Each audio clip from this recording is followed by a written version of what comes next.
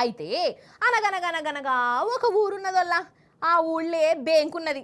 ఆ బ్యాంకుకు లోను కోసం ఒక పెద్ద మనిషి వచ్చిండు. కానీ బ్యాంకోళ్ళు ఇయ్యలేదు. బట్లాడిండు, బుజ్జగరిచ్చిండు, కాళ్ళు మొక్కుతా ప్లీజ్ ప్లీజ్ ప్లీజ్ అని అన్నాడు. అయినా కానీ వాళ్ళు ఇల్లేదు. అవతలకెలా కొట్టిర్రు. లోను కోసం వచ్చిన మనిషి ఇంటికి పోయిండు. యూట్యూబ్ చూసిండు.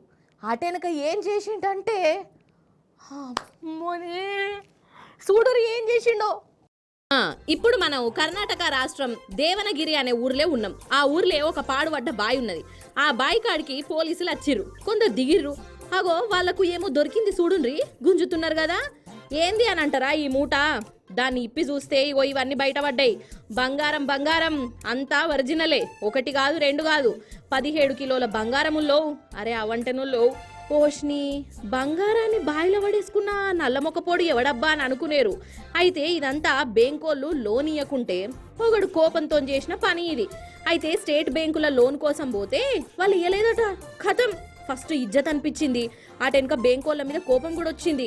నాకే లోన్ ఇయ్యరా, మీ సంగతి చెప్తా అని అనుకున్నాడు. ఇంటికి పోయి యూట్యూబ్ చూసి బ్యాంకుకి ఎట్లా కన్నమేయాలనో నేర్చుకున్నాడు. ఇంకో 2-3 సోపతికాలను తయారు చేసుకున్నాడు. అందరు కలిసి బ్యాంకును దోసుకున్నారు.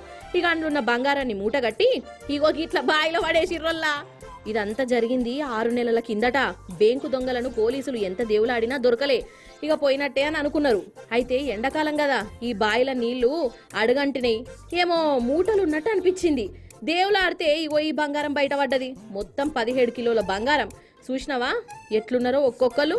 లోన్ ఇయ్యలేదని బ్యాంకుకే కన్నమేసిండంటే వాడెంత తెలివిమంతుడో చూడిగా.